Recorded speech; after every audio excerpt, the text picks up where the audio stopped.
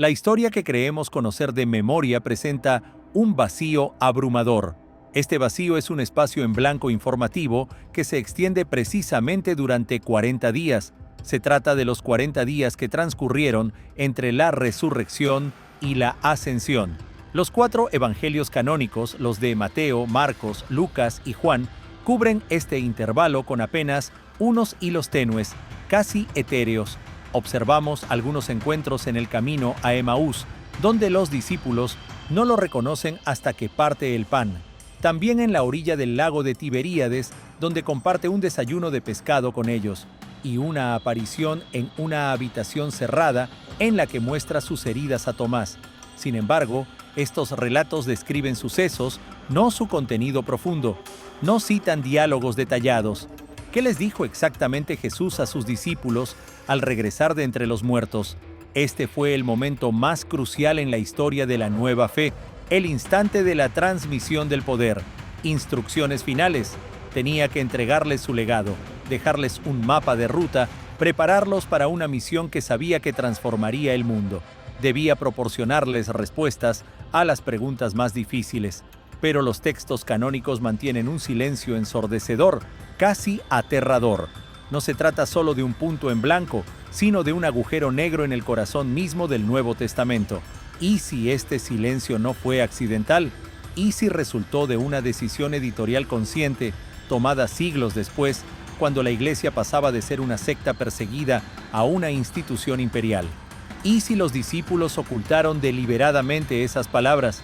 O quizás esas palabras eran demasiado radicales, demasiado complejas, demasiado peligrosas para un mundo que no estaba preparado para escucharlas. La Iglesia oficial, que se reunió en concilios durante los siglos anteriores, tomó su decisión en Nicea. 4 evangelios, 4 biografías aprobadas, los Hechos de los Apóstoles, las epístolas de Pablo. El resto, docenas, si no cientos de otros textos. El Evangelio de Tomás, el de María, el de Pedro, fueron declarados apócrifos, heréticos. Se ordenó quemarlos, destruirlos, borrarlos de la memoria humana. Cualquiera que fuera encontrado en posesión de estos libros arriesgaba no solo la excomunión, sino su propia vida. Parecía que cualquier respuesta a la pregunta sobre esos 40 días se había perdido para siempre, consumida en las llamas de las guerras religiosas, sepultada bajo las cenizas del tiempo. Pero ¿y si no todo fue destruido? ¿Y si las palabras más importantes simplemente estaban muy bien ocultas? No en las bóvedas del Vaticano con acceso estrictamente regulado, ni en las polvorientas catacumbas de Roma, sino en un lugar que durante siglos permaneció inexpugnable para conquistadores, ejércitos e ideas del resto del mundo. En un antiguo reino que adoptó el cristianismo antes que Roma, en una fortaleza geográfica aislada del resto del planeta por los paisajes más hostiles imaginables. Durante siglos, los rumores sobre textos secretos guardados en monasterios etíopes han excitado la imaginación de los investigadores, junto con leyendas de libros perdidos y relatos de evangelios leídos solo por monjes selectos. La mayoría de los historiadores los consideraban folclore, mitos, cuentos románticos de viajeros, hasta que los primeros fragmentos cayeron en manos de científicos, traducciones de la lengua muerta del ge'ez, y lo que leyeron les hizo reconsiderar todo. Encontraron el texto, un texto que se presenta como un diálogo verbatim directo, una conversación entre Jesús y sus discípulos que tuvo lugar después de la resurrección. Era el eslabón perdido, la enseñanza oculta que permaneció en las sombras durante 2000 años. Para comprender cómo tal reliquia pudo sobrevivir, es necesario entender qué es Etiopía. No es solo un país, es una cápsula del tiempo, un bastión geográfico y espiritual construido por la naturaleza misma. Desde el este está aislada por la depresión de Danakil. Se trata de uno de los lugares más calurosos, bajos e inhóspitos de la Tierra.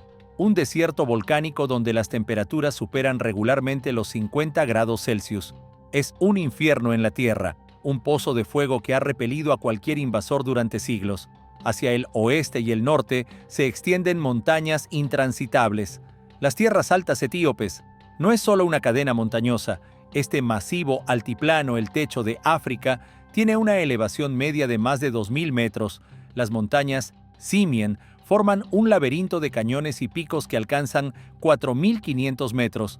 Estos altiplanos caen abruptamente en acantilados de 1000 metros, creando murallas naturales. Este aislamiento no creó solo un país, sino un universo aparte. El Imperio Aksumita, predecesor de la Etiopía moderna, fue una de las 4 grandes potencias del mundo antiguo, junto con Roma, Persia y China. Y en el año 330 de nuestra era, mucho antes de que el Imperio Romano adoptara oficialmente el cristianismo como religión estatal única, el rey Aksumita Ezana declaró el cristianismo como la fe de su reino. No era el cristianismo romano, provenía de Egipto, era diferente. La Iglesia Ortodoxa Etíope Tewahedo es una de las denominaciones cristianas más antiguas del mundo. No se asemeja ni al catolicismo ni a la ortodoxia bizantina. Quedó congelada en el tiempo cuando, en el año 451, en el Concilio de Calcedonia, el resto de la Iglesia se dividió por una disputa sobre la naturaleza de Cristo. Etiopía permaneció al margen, siguió su propio camino. Conservó tradiciones que en el resto del mundo se perdieron, se declararon heréticas o simplemente se olvidaron. Aún celebran servicios en la lengua ge'ez. Es una antigua lengua semítica que ya estaba muerta en la época del profeta Mahoma. Para el resto del mundo, es una lengua de lingüistas. Para ellos es un código sagrado vivo. Su canon de la Biblia es el más amplio y extraño del mundo. El canon etíope contiene 81 libros, mientras que el protestante tiene 66 y el católico 73. Incluye libros que la Iglesia Occidental rechazó y anatematizó hace mucho tiempo. El libro de Enoc, lleno de visiones apocalípticas, relatos de ángeles caídos y gigantes. Un libro de jubileos que reescribe completamente la cronología de la existencia. Para los etíopes, esto no es apócrifo, es la palabra directa de Dios, y lo custodian, lo protegen con fanatismo. Para comprender la psicología de un monje etíope que guarda un manuscrito antiguo, hay que entender su epopeya nacional, el Kebra Nagast, o Gloria de los Reyes. No es solo un libro, es su declaración de independencia, su esencia y sus revelaciones, todo en uno. Según el Kebra Nagast, la nación etíope desciende directamente del rey Salomón y la reina de Saba, a quien llaman Maqueda, su hijo Menelik.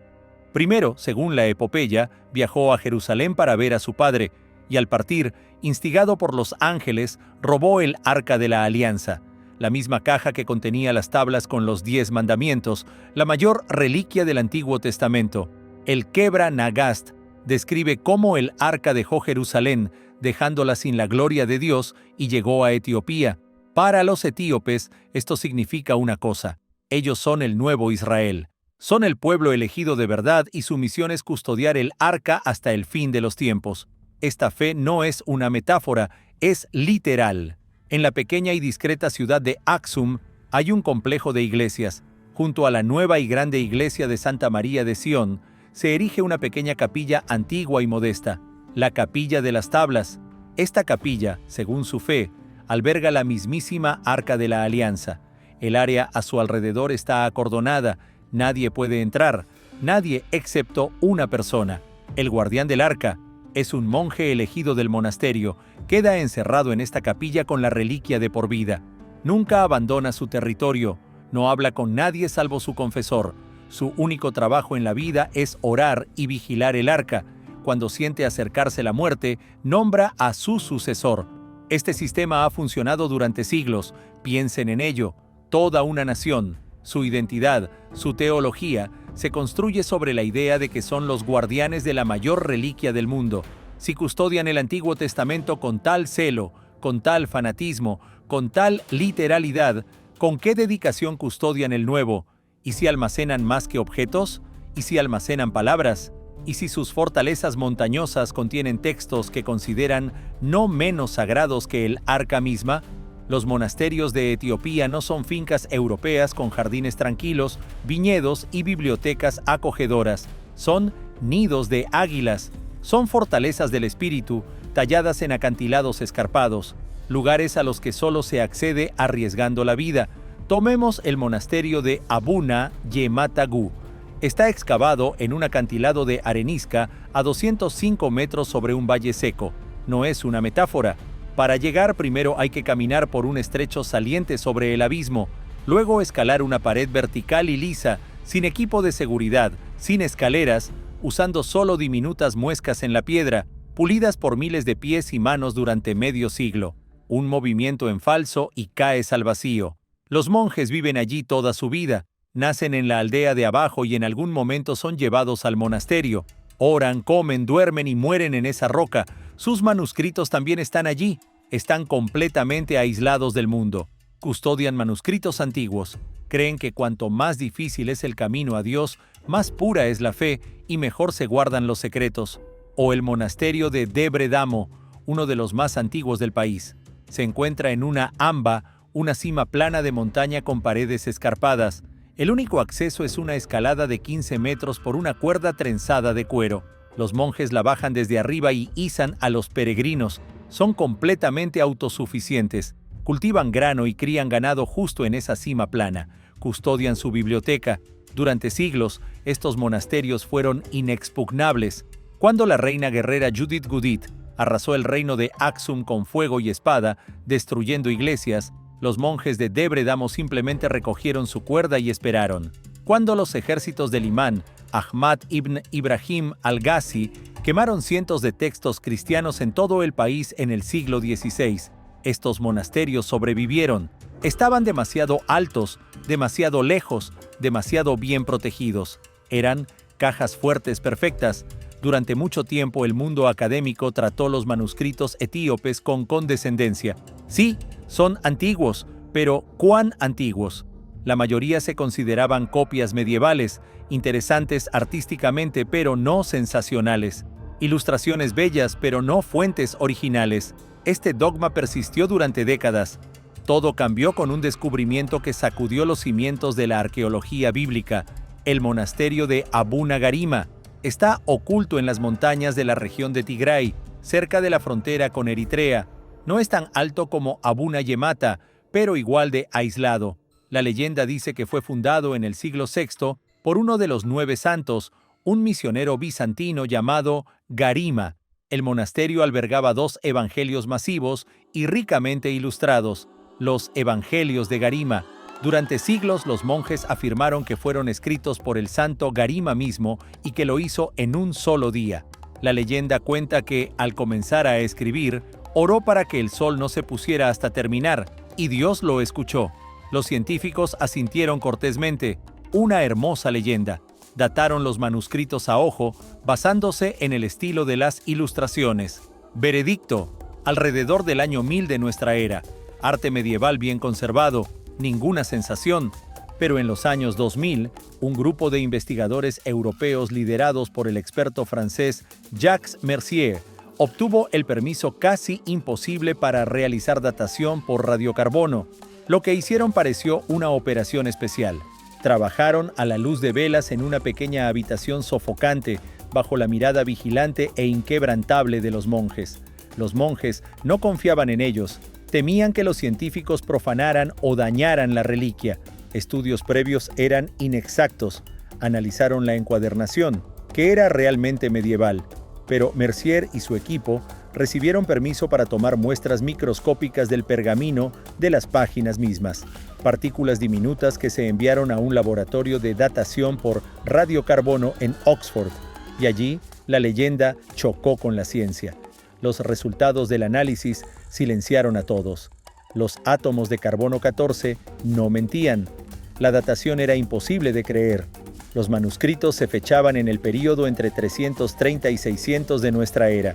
No eran copias medievales, sino algunos de los evangelios ilustrados más antiguos existentes en el planeta, posiblemente los más antiguos. Fueron escritos apenas un par de siglos después de que el cristianismo se convirtiera en la religión oficial de Roma.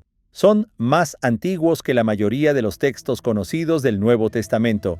Las ilustraciones en ellos están en un estilo que no se ha preservado en ningún otro lugar. Es un puente entre el arte romano tardío y el bizantino temprano. Sobrevivieron a los fuegos, sobrevivieron a la invasión de ejércitos musulmanes, sobrevivieron siglos en una celda húmeda de montaña. Los evangelios de Garima probaron una cosa simple pero asombrosa. Los monasterios etíopes no son solo depósitos, son cámaras criogénicas, son máquinas del tiempo que han conservado textos en su forma original, preeditada. Preservaron lo que en el resto del mundo fue destruido o editado por el tiempo y la política. Y si preservaron estos evangelios con tal pureza increíble, ¿qué más podría yacer en sus estantes? Este descubrimiento fue un ariete, rompió el muro del escepticismo. La atención mundial se volvió hacia Etiopía. Comenzó una fiebre del oro académica silenciosa.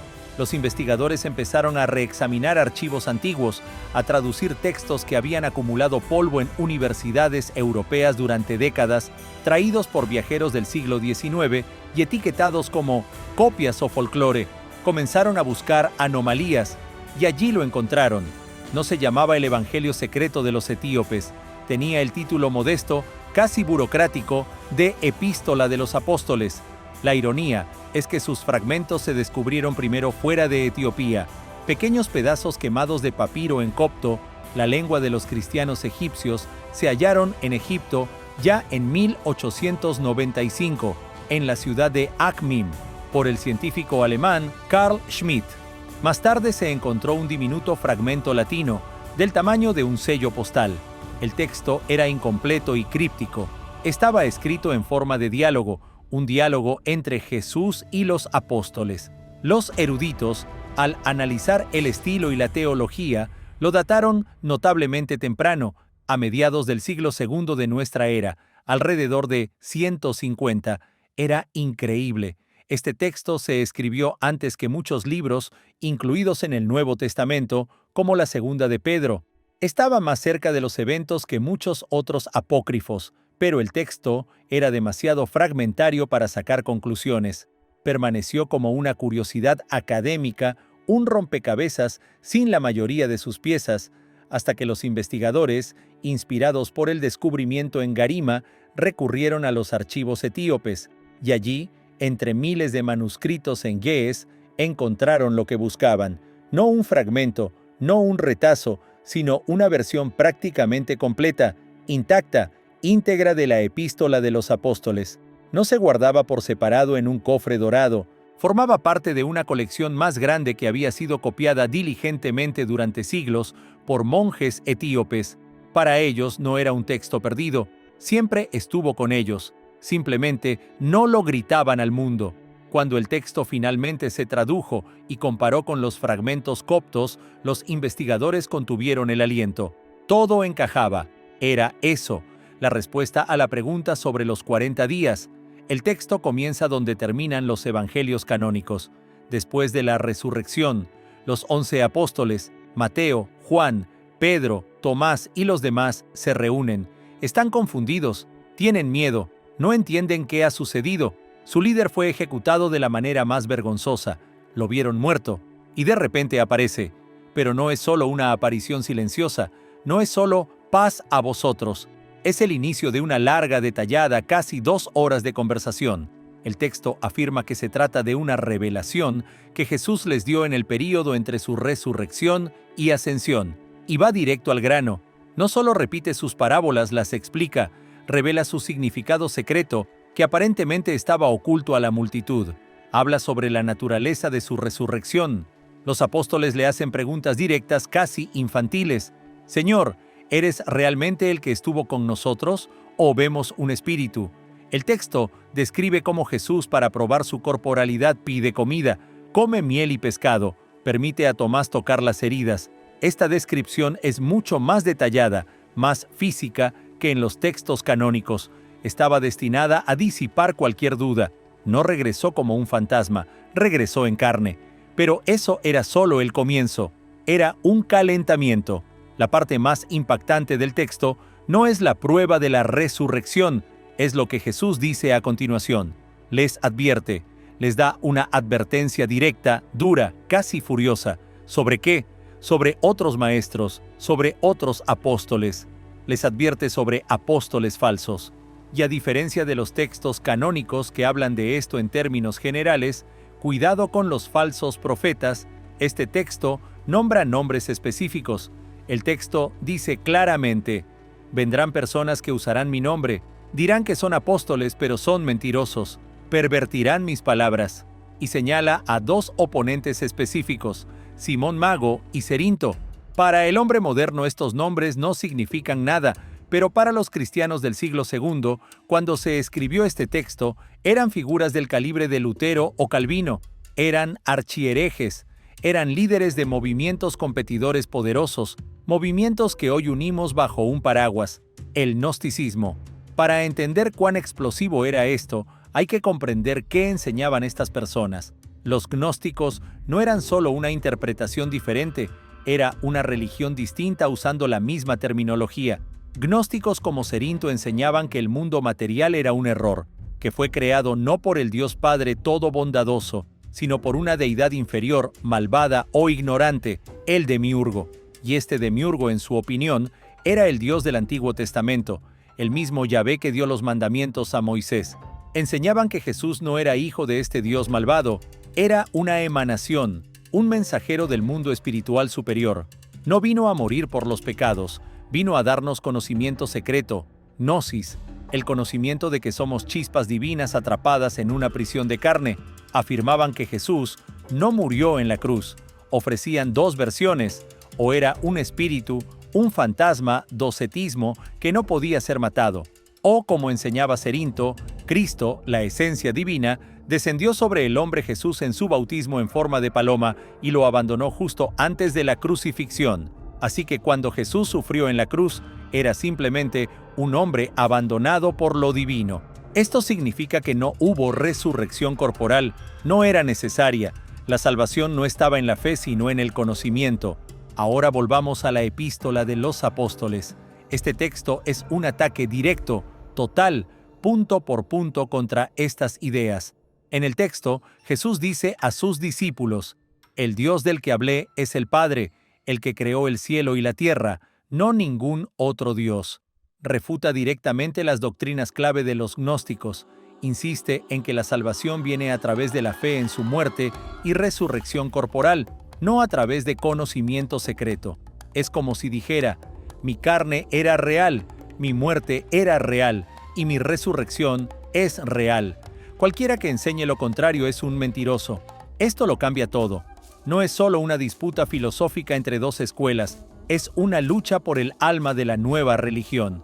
Los evangelios canónicos apenas tocan esta lucha, o se escribieron antes de su punto álgido, o se editaron después para presentar un frente único y monolítico. Pero la epístola de los apóstoles nos muestra el cristianismo temprano tal como era, un campo de batalla caótico de ideas. Era una guerra sobre quién era Jesús, y en esta batalla, según este texto, Jesús personalmente da a sus discípulos armas contra sus principales competidores. Les da un mapa teológico para la guerra venidera.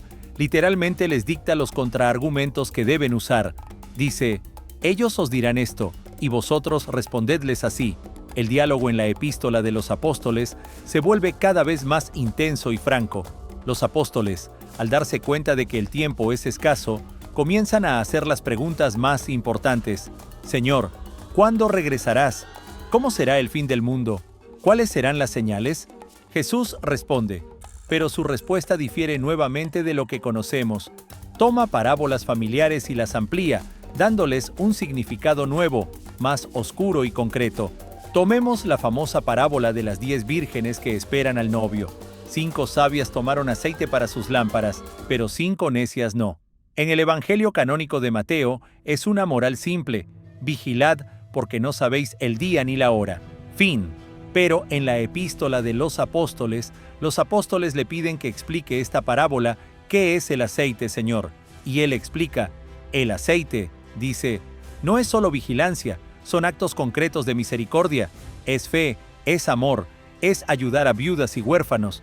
Y las vírgenes necias, la continúa, no son solo perezosas, son aquellas que aceptaron la fe en palabras pero no cambiaron sus vidas, aquellas que dicen, Señor, Señor, pero no hacen la voluntad de mi Padre. Continúa, vendrán a mí en aquel día y dirán, pero comimos y bebimos contigo, enseñaste en nuestras calles. Pero yo les diré, apartaos de mí los que practicáis la iniquidad, no os conozco. Esto es una referencia directa al Evangelio de Lucas, pero aquí se teje en el contexto de una instrucción personal. Es como si diera un informe a sus comandantes antes de la batalla decisiva. Les da los criterios por los que juzgará al mundo, y estos criterios no son rituales, no conocimiento secreto, no filosofía incorrecta, sino acciones éticas específicas. El texto pasa luego a lo apocalíptico. Los apóstoles preguntan sobre el futuro. Jesús describe la venida del falso Mesías, describe las persecuciones, describe la señal del fin, y les hace una promesa. Promete que regresará, pero también promete que hasta entonces su misión será increíblemente difícil. Les dice que serán odiados, perseguidos, pero también les da fuerza. El texto contiene un pasaje único que no se encuentra en ningún otro lugar. Los reúne y dice: como el Padre me envió, así os envío yo. Os doy poder sobre todos los espíritus malignos, el poder para sanar, el poder para perdonar pecados. Era una transmisión directa de autoridad. No solo los bendijo, los impregnó con su poder. Este texto de la Epístola de los Apóstoles no entró en el canon. ¿Por qué? Se escribió increíblemente temprano. Está directamente conectado con los apóstoles. Contiene, al parecer, la enseñanza más importante para la lucha contra las herejías. Entonces, ¿por qué fue rechazado? La respuesta puede ser tan impactante como el texto mismo. No fue rechazado, perdió la lucha política. En el siglo III, el cristianismo no era una iglesia única, era una red de comunidades. Cada una tenía sus propios textos sagrados. En Egipto leían una cosa, en Siria otra, en Roma una tercera. La Epístola de los Apóstoles era increíblemente popular en Egipto, Asia Menor y aparentemente en Etiopía. Pero en Roma, que se convertía rápidamente en el nuevo centro de poder, se formaba una ortodoxia diferente. Aparecieron guardianes del canon, personas como Ireneo de León. En el año 180 de nuestra era, escribió una obra masiva contra las herejías. Ireneo fue el primero en decir: el Evangelio debe ser 4, ni más ni menos, como los 4 puntos cardinales, como los 4 vientos. No era una revelación divina, era una decisión administrativa. Más tarde, cuando el emperador Constantino hizo del cristianismo la religión del imperio, la necesidad de un conjunto de textos único y estandarizado se convirtió en una necesidad política urgente. Se requería un paquete oficial de documentos. Atanasio de Alejandría asumió esta tarea. En su famoso mensaje pascual de 367, fue el primero en la historia en listar la misma lista de 27 libros que conocemos hoy como el Nuevo Testamento, y ordenó directamente que nadie agregue a ellos y que nadie quite de ellos. Cualquier otra cosa es herejía. Entonces, ¿por qué no se incluyó la Epístola de los Apóstoles en la lista? Era demasiado específica. Nombraba enemigos concretos, Simón y Cerinto. Para entonces, esas personas llevaban mucho tiempo muertas y sus enseñanzas habían mutado. El texto podía parecer obsoleto. En segundo lugar, su tono apocalíptico. Hablaba demasiado del fin del mundo inminente, de persecuciones. A medida que el cristianismo se convertía en una religión estatal rica, tales textos se volvían inconvenientes. Llamaban a la vigilancia y al inconformismo, mientras el imperio demandaba lealtad y estabilidad. Y quizás lo más importante, este texto daba demasiado poder a los discípulos directos. Enfatizaba el diálogo personal. La iglesia tardía comenzó a basarse en la autoridad de la institución, en la sucesión apostólica de obispos, en la jerarquía. Un texto donde Jesús da instrucciones directamente a los 11 apóstoles podía socavar la autoridad de aquellos que no estaban en esa habitación. Como resultado, este texto fue gradualmente desplazado en el Imperio Romano. Dejaron de copiarlo, lo condenaron, lo olvidaron. Se exterminó casi en todas partes, pero no en Etiopía, aislada de las intrigas romanas, aislada de los concilios bizantinos, aislada de los vientos políticos cambiantes. La iglesia etíope simplemente siguió copiándolo. Para ellos no estaba obsoleto, era parte de la revelación. Preservaron lo que el resto del mundo eligió olvidar. Y para entender por qué lo preservaron, hay que mirar los otros textos que conservaron. El libro de Enoc. Para el mundo occidental es apócrifo, una curiosa pieza de ficción. Para Etiopía es un libro canónico, y es un texto que lo pone todo patas arriba. Describe cómo ángeles caídos descendieron a la tierra, tomaron hijas de hombres como esposas y engendraron una raza de gigantes, los Nefilim. Estos gigantes devoraron la tierra, y los ángeles enseñaron a los humanos conocimiento prohibido, la creación de armas, brujería y astrología. El libro de Enoc es esencialmente un expediente sobre los orígenes del mal en el mundo. Y lo más asombroso es que este texto se cita en el Nuevo Testamento canónico, en la Epístola de Judas, lo que prueba que los cristianos tempranos conocían este libro y lo consideraban autoritario. Roma lo rechazó, Etiopía lo preservó. O el libro de los jubileos, otro texto perdido encontrado en Etiopía, retoma el libro del Génesis, pero divide toda la historia en jubileos de 49 años. Añade muchos detalles que no están en la Biblia. Afirma que los ángeles enseñaron a los humanos a escribir y que Satanás fue quien tentó a Abraham a sacrificar a Isaac. La iglesia etíope también preservó este texto. Ahora todo encaja. Etiopía tenía un enfoque editorial completamente diferente. Si la iglesia romana era el editor que cortaba todo lo complejo, contradictorio y apocalíptico, entonces la iglesia etíope era el archivista. Recogía todo, no tiraba nada.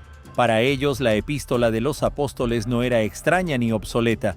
Encajaba perfectamente en su visión del mundo. Era lo mismo que el libro de Enoc, una revelación directa, llena de advertencias apocalípticas e instrucciones secretas.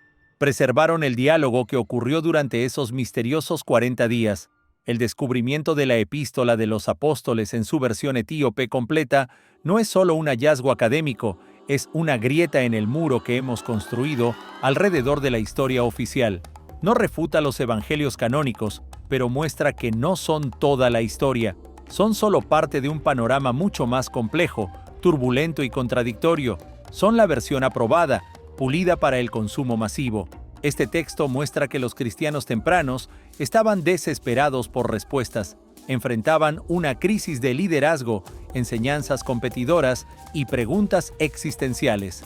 Y este texto les dio esas respuestas directamente de los labios de Jesús mismo. Nos muestra un cristianismo aplicado, no un conjunto de parábolas filosóficas, sino una guía de acción, instrucciones para sobrevivir en una guerra ideológica. Y todo esto estaba oculto, no enterrado intencionalmente por conspiradores, sino simplemente preservado por aquellos que no participaron en el gran juego. Preservado en bóvedas de piedra en las montañas etíopes, este descubrimiento plantea nuevas preguntas, aún más inquietantes. Si los evangelios de Garima, de 1000 años, y la epístola de los apóstoles sobrevivieron a toda esta aislamiento, ¿qué más se guarda en estos monasterios? ¿Qué hay en los estantes de Abuna Yematagú?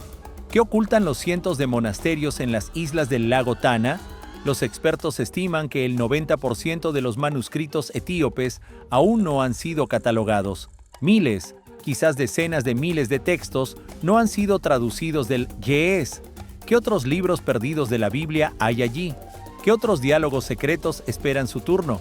¿Cuántos otros textos derrotados, condenados como herejía, eran en realidad solo una versión alternativa de la verdad, preservada en esta antigua fortaleza del tiempo?